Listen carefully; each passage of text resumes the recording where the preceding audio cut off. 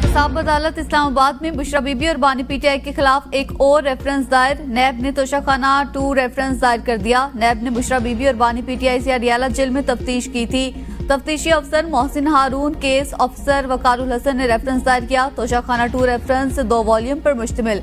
Reference का registrar एहतसाब अदालत जायजा लेंगे। एतराजात दूर करने के बाद रेफरेंस एहतसाब अदालत के एडमिनिस्ट्रेटिव जज को भिजवाया जाएगा। एडमिनिस्ट्रेटिव जज रेफरेंस पर खुद समाअत या किसी दूसरी एहतसाब अदालत को मुंतकिल करने का फैसला करेंगे। एहतसाब अदालत इस्लामाबाद में दायर तोशाखाना रेफरेंस 2 के गवाहों की लिस्ट सामने आ गई। 22 गवाहों के नाम सामने आ गए। गवाहान में Binyamin section officer Toshakhana cabinet division का नाम सर फहरिस्त, तलत महमूद प्रोटोकॉल ऑफिसर वजीर आजम house, additional director NAB headquarter Qaiser Mahmood का नाम भी गवाहों में शामिल, असिस्टेंट डायरेक्टर मोहम्मद फहीम, वजीर आजम के साबिक military secretary brigadier Mohammad Ahmed, साबिक वजीर आजम के principal secretary Namullah Shah, director नैब शफकत महमूद और केस के तफ्तीशी अफसर मोहम्मद मोहसिन हारून भी गवाहों में शामिल। कराची में कारसाज के मकाम पर खातून ड्राइवर की गाड़ी से बाप बेटी समेत 7 अफराद को कुचलने की सीसीटीवी फुटेज एबीएन न्यूज को मौसूल। फुटेज में वाज़ेह तौर पर तेज रफ्तार कार को मोटरसाइकिल सवार बाप बेटी को टक्कर मारते देखा जा सकता है। गाड़ी आगे जाकर एक और गाड़ी कुचल देती है। वाकये में बाप बेटी जाम बहक, 4 जख्मी जेर इलाज। वाकये का मुकदमा थाना बहादुराबाद में दर्ज किया गया। अदालत ने मुलजिमा का 1 दिन का जिस्मानी रिमांड मंजूर कर लिया।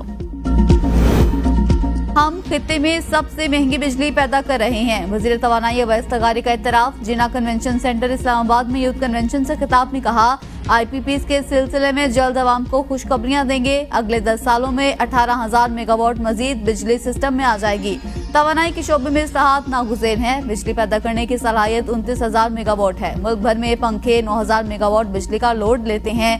बिजली बचाने के लिए अहम इकदाम में पंखों को कम वोल्टेज पर मुंतकिल करना है। महंगी बिजली की वजह से इंडस्ट्री बंद हो रही थी। लोड शेडिंग खत्म करने के लिए हुकूमत ने नए प्लांट्स लगाए।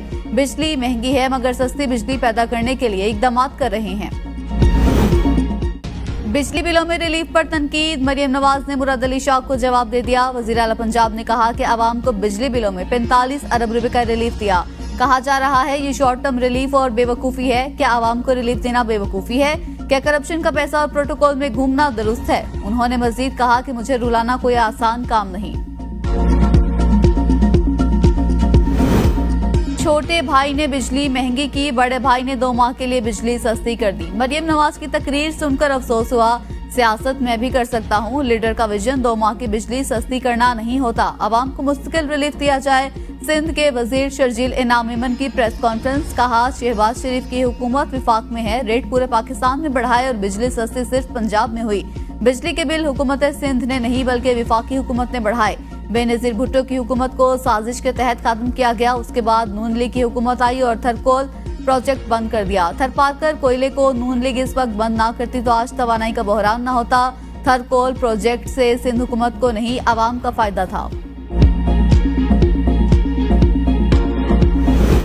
बिजली बिलों में रिलीफ के सबसे ज्यादा हकदार और मुस्तहिक खैबर पख्तूनख्वा के अवाम है। मैंडेट चोर हुक्मरान मुल्क को एक इकाई की बजाय तकसीम की तरफ ले जा रहे हैं।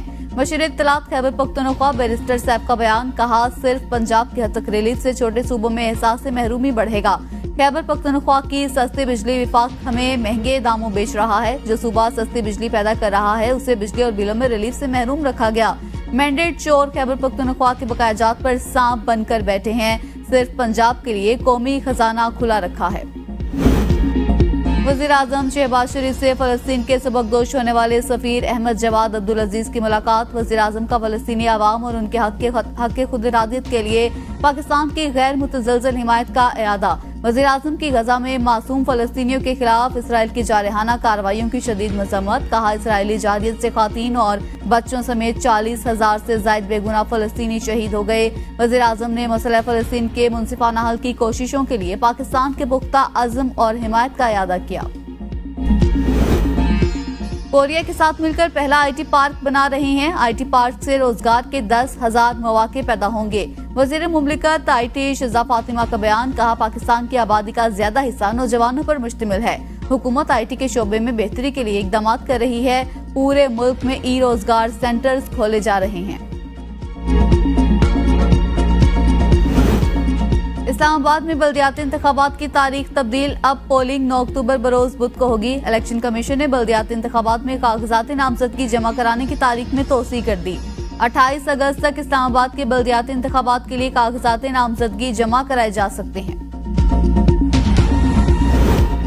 रावलपिंडी में डेंगू पंजे गाड़ने लगा, मरीजों की तादाद में इजाफा जारी। 24 घंटों में मजीद 3 अफराद में डेंगू की तशखीस।